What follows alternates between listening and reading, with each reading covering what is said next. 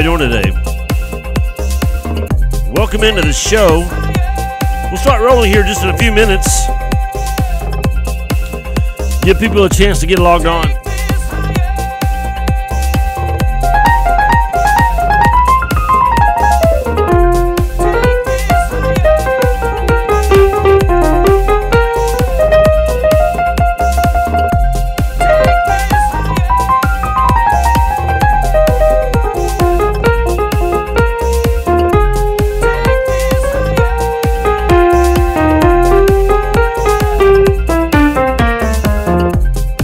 What child is this, right? What child is this?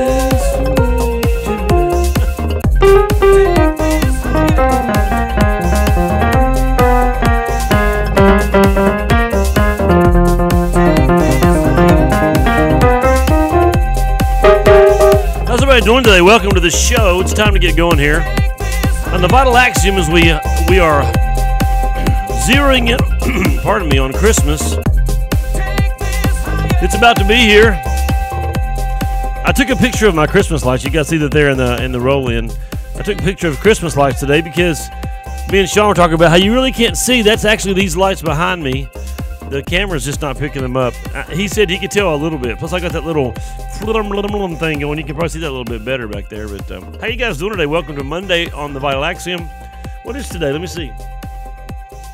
Today's number 611. Can you believe that? How's everybody doing? Good to see everybody on. Let me go and give a few shouts. Hey, Denise over there on Periscope. And what's up? Sean's here. Hey, Toby. And my mother-in-law. I must behave. That's Joyce. Hey, Pam. Jim. Sandra. Jerry and Alejandra. And Doty's here. What's up, Mr. Doty, Jim, Daniel? And then there's Jason Fallon. Hey, Fallon. What's up? What's going on? Jane's here. And Florida's here. Sandra's here. Texas and so many people. How you guys doing today? Good to see you on the show. It's cold here today. We're going to warm up a little bit, but I've been burning wood like crazy, polluting the atmosphere, and trying to stay warm. And we're having our food distribution today, and man, there were a bunch of cold people back there because one lady told me, get this, she told me she got in line at 5:15 this morning. I'm like, 5:15? Why in the world would you do that? 5:15? Why would you? I mean, woo. But whatever she needs. I don't know. And we're talking this week about the Unholy Exchange. I know many of you are going like, what in the world does that even mean? Well, it's based on a message I shared yesterday at our church about life sort of being like a game show, kind of. You guys ever watch Let's Make a Deal? Mr. Monty Hall. What's up, Diana? Hey, Tiff. And life is kind of like, it's kind of like, well, we're going to talk about that. We're going to talk about some words that Jesus said about us and our souls and deals we make. Even though, and I'm sorry, I got choked on water right before we got started, so I don't know if I'll sing or not. I'm going to try it, though. I know people say, stop complaining about your singing and your drainage and all. I know, I'm sorry, guys. I whine all the time, right? I sang this song yesterday in worship, and it just blessed me a lot. I want to do it today. Sing a little bit. Still got that bicycle, Diana. We can negotiate. You guys ready? It's called Ever Be.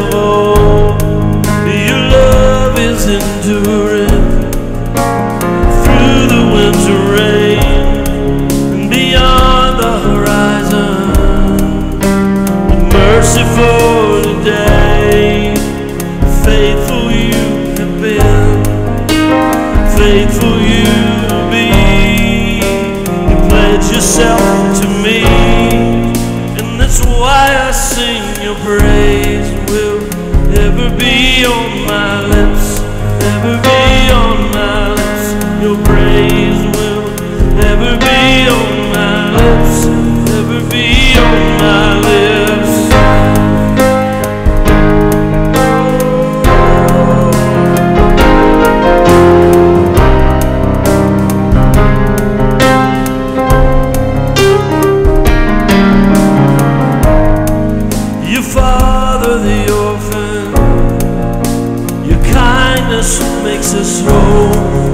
shoulder weakness, and the strength becomes your own, and you're making me like you, clothing me in white, bringing beauty for ashes, for you will have your bride, free from all her guilt, rid of all her shame, known by her true name, and that's why I sing your praise will ever be on my lips, ever be on my lips. Your praise will ever be on my lips, ever be on my lips.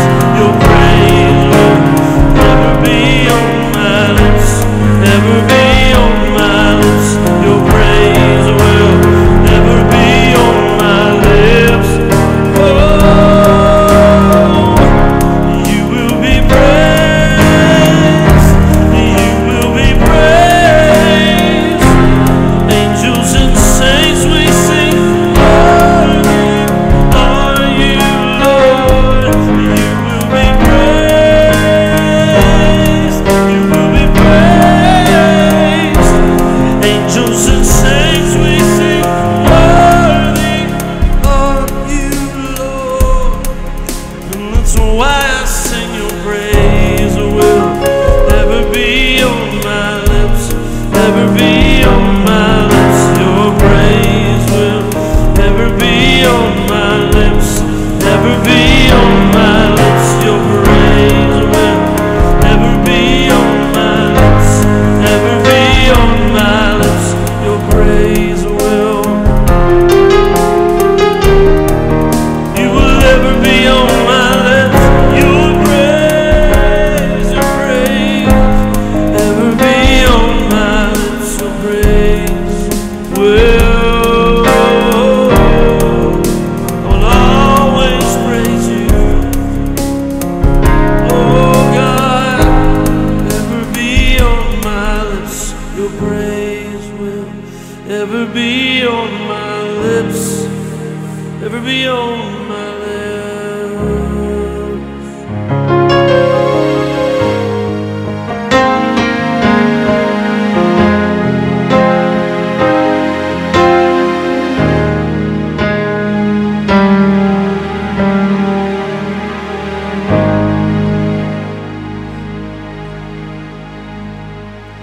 For all eternity, we'll be singing praise. And I remember we used to sing a song when I was a kid back in church, 10,000 years will just be started. Just be getting started. We'll be singing this praise. How you guys doing today? Good to see you on the show. It's a crazy day in America. And my wife was kidding me yesterday, or fussing at me about the way I was saying on. Your praise will ever be on instead of on. I guess I could sing it real like, your praise will ever be on my lips. That's that old southern boy coming out at me. How y'all doing? Good to see you anyway. Hey, what's up, Steve and Jesse and Jackie's Bowman's here. Where do you live now, Jackie? You told me, but I forgot. And who is that? Lubov? Christian, Privyet. I'm sorry, I can't get it right. Hey, what's up over there, Jackie? Bless, good to see you on here. And we're talking this week about sort of like a game show atmosphere. And it's kind of like that in America right now. I mean, all these women came out today accusing Trump of stuff. Hey, Gloria. Hey, Luann. And then there's bombs going off in New York. It's a crazy world. And, you know, I have this feeling that the Lord is about to return, and I hope you guys are ready to go. I hope you got your stuff worked out. I hope you're right. And I want to talk to you about kind of an unusual set of passages that Jesus talked about. We talked about it this week. If you'd been in service, and you can go watch the message online if you want. I talked about Monty Hall. You guys know who Monty Hall is?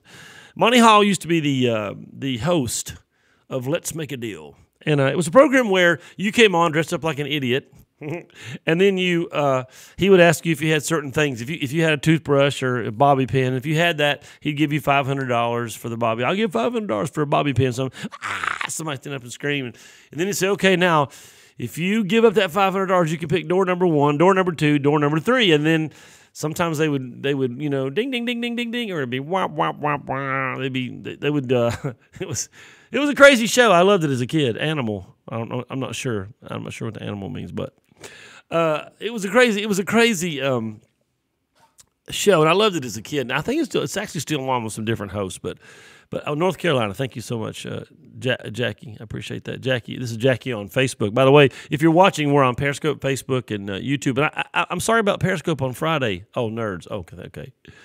I'm sorry about Periscope on Friday. Apparently, our provider, Switchboard, where we broadcast to multiple social media platforms, decided to charge us more money and shut us down without telling us. They don't send you emails ahead of time. Love you, Switchboard, but they don't send us an email ahead of time and say, hey, we're changing this, so you won't be working today until you get on there and you push the buttons and it doesn't work. And we're paying probably about $220 a month for these to do this broadcast, and it's getting quite expensive. But we're hanging in there, and we're going to give you some ways maybe to support us later. We're not going to ask for money. Maybe you sell you a coffee mug or something, or you can make a donation. Anyway, all that said, let's talk about the game show. Life is not a game show. Can you say that? Life is not a game show. But really, sometimes it's a lot like a game show. You know, America, we have perfected the reality show. And I think it's funny. I told the church yesterday that actually, hey Lynn, and hey, there's Diane Ratliff from down in the Columbia area. Actually, a lot of the reality stuff's not even real. I don't know if you know. I was telling them I used to watch a program called Repo Somebody, and he would go repossess cars, and they would shoot at him and couldn't hit him, and it was all fake. Every bit of it was fake, completely fake, 100% fake. So reality. But sometimes life works kind of like a game show. If we were going to call this show, we had a name. We call it the Unholy Exchange. Because we're going to talk to you about what Jesus said in Matthew 8. He gave us some pretty profound looks, introspective understanding of what decisions we make and how they affect us. And he talked to us about eternity and about our soul and all kind of stuff. Let me give you the groundwork for the game. What is wrong with people today? I get that. What is wrong with people? I don't know. People need Jesus. Talk about all these men that are being accused of molesting these women. If they were godly men, they'd never do that. That just wouldn't happen. We need godly men. We've kicked God out, and now we have the results. In this game contest, here's what happens. The contestants decide ultimate values. Can everybody say ultimate values? They decide ultimate values. And we'll talk to you about what those values are. But if we were playing this game called the Unholy Exchange, which we actually are playing in life. Here's what you determine in the game. You're going to determine ultimate value. Ultimate value. That's the most important thing I can tell you. Here's 3 areas that you in your life every day are going to determine ultimate value. Ready? The value of life. What is life worth? You know, in America, we've devalued life to where we can kill millions of unborn babies. Little babies in their mama's womb. We can just shred them because we've devalued life. So in this game called the Unholy Exchange, you determine the value of life, you determine the value of eternity, and the last one is you determine the value of your soul. What is your soul worth?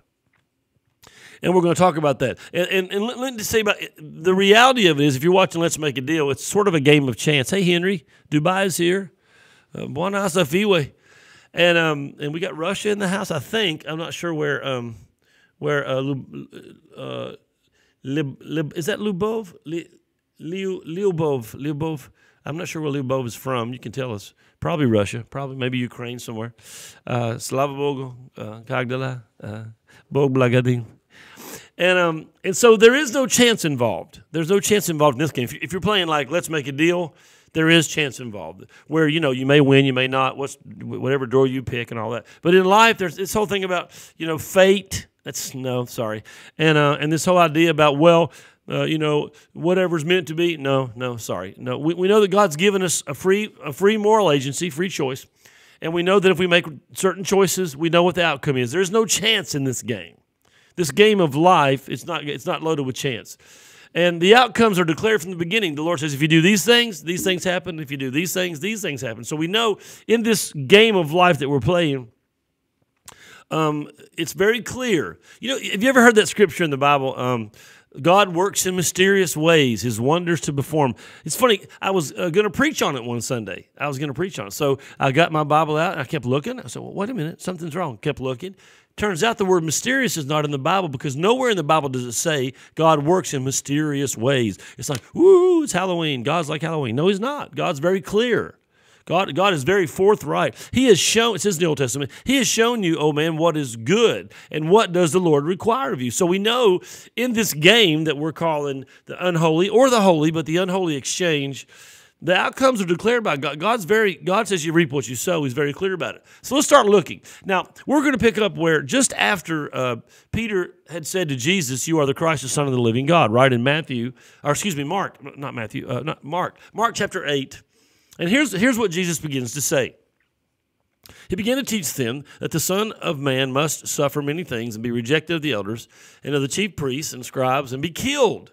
Jesus is saying, I'm going to be killed.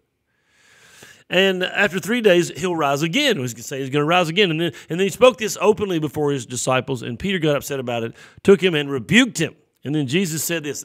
And here's where we want to get to today, because this is part of this game. Here's where we want to get to. Mark 8:33. But when he had turned about and looked on his disciples, he rebuked Peter, saying, listen now, get thee behind me, Satan. That's not the important part. Here's the important part. For thou savorest not the things that be of God, but the things that be of man. Okay, so he looks at Peter and says, I'm going to the cross. Hey, Gary, I'm going to the cross. I'm going to be crucified, dead, buried, and I'm going to rise again. And Peter says, no, you're not. That's not what I want to happen. I don't want you to be hurt. I don't want you to be injured. I don't want you to be crucified. This is not going to happen. We're going to stop it over my dead body. And Jesus rebuked him and said, look, you don't savor the things of God, Peter. You only savor the things that appeal to you.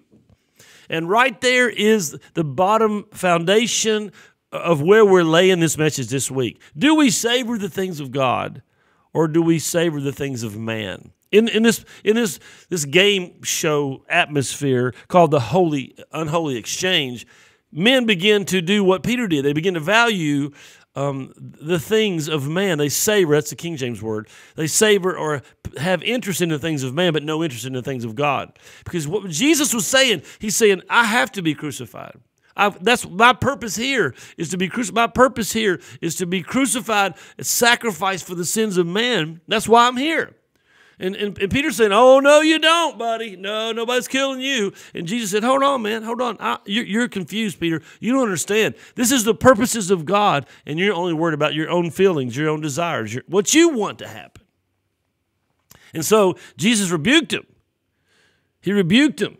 So this phrase, you savor the things of man, not the things of God, will ultimately divide all players in the game.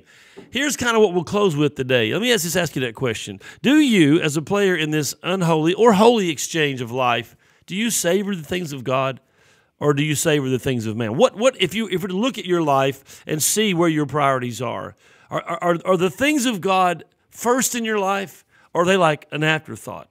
Or is it your desires and your feelings and what you want and is that first? Just like Peter. Oh, no, Jesus. No, I'm not going to allow that. What is first in your life? What is priority in your life? Where is God in His desires in your life? I remember I preached a message at a church a long time ago. I said, God says that all the things in your life matter to Him. So the question for you is, do the things of God matter to you? And I find out that we want our life to matter to God, but we're not so interested in God's desires mattering to us. And Peter got rebuked and literally called Satan for doing that very thing. He said, get thee behind me, Satan, because you savorest the things of man, not the things of God. And I want you to consider your life today. What's up, Kev? I want you to consider your life today. What do you value? This is the initial determination of value in this game. Do you value the things of God? And only you can assess that in your life. The question is, are you able to assess it honestly? Can you actually come out with the right determination? I can tell you how to do it. Look at your priorities. Look at your heart, your passion, where you spend your money, where you spend your time, what upsets you, what bothers you, what depresses you. You're going to find out real quick what you savor, what's important to you, what really matters. Do you savor the things of God? And priority number one is God, Dodie says. Appreciate, guys, all the comments. I wish I could get a chance to see them all. We'll pick up on our game show tomorrow, the Unholy Exchange, right here on the Vital Axiom. Good to have you guys on the show. I'm going to go get some lunch. I'm kind of hungry. I think the food distribution is probably about over. Hey, can I just give a shout out? Gary Sexton just popped on. and a young man who was related to him got saved yesterday at church. It was so awesome to see him come running down. And when he ran up and he just grabbed Gary around the neck, I said, they must know each other. Turns out they are related. It was an awesome day. Love you guys. Have a great day. Have a great week. Let's get it going. Start off with Jesus. If you're in our community, we're having prayer tonight at 8:30. You can come join us. Man, we prayed last Monday night. We prayed till like 12 o'clock. It was pretty crazy. Because God was moving. I love you guys. I'm out of here. I'm going to go and get some lunch. I know you can't see these lights behind me. The color's not showing up, but here they are. I took a picture for you right before the show, and there are actually the colored lights behind me.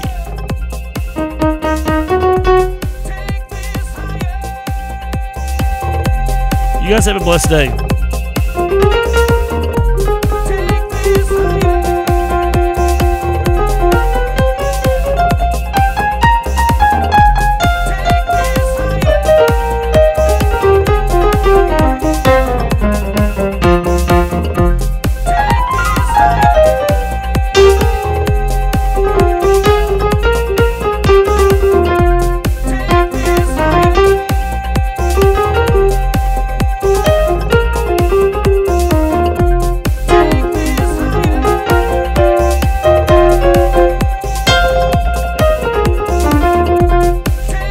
Have a great day.